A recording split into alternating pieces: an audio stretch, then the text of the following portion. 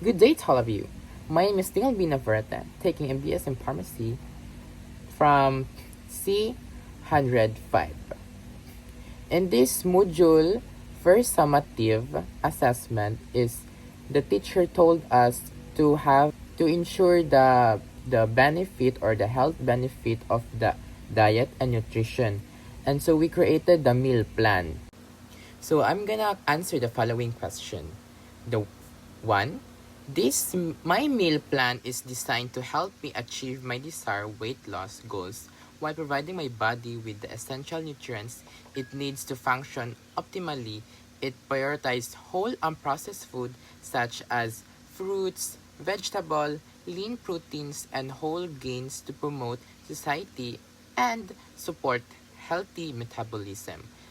My plan enhance portion control and balanced meal to ensure your consumer calories and yeah. 2. My daily calories intake to maintain my body is around 2,000 calories, rather 2,500 calories a day because as a man, the average to maintain calories if you are going to lose weight or to be healthy is 2,500 calories a day. The 3.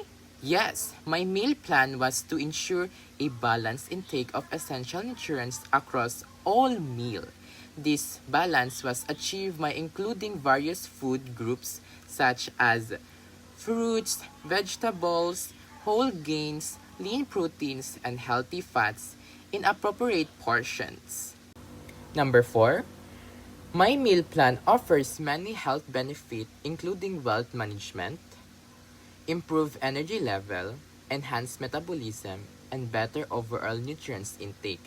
Prioritizing whole nutrients dense food supports heart health, regulates blood sugar levels, and boosts immune factors. Number 5. Absolutely. I would highly recommend adopting and following this meal plan for individuals looking to improve their overall health, manage their wealth effectively, and enhance their nutrients intake. The balanced approach focuses on whole foods and enhancing on portion control, make it a sustainable and beneficial choice for long-term health and well-being. That's all. I hope you really understand my answers or you have learned what I discuss or what I answer all about. Thank you for watching.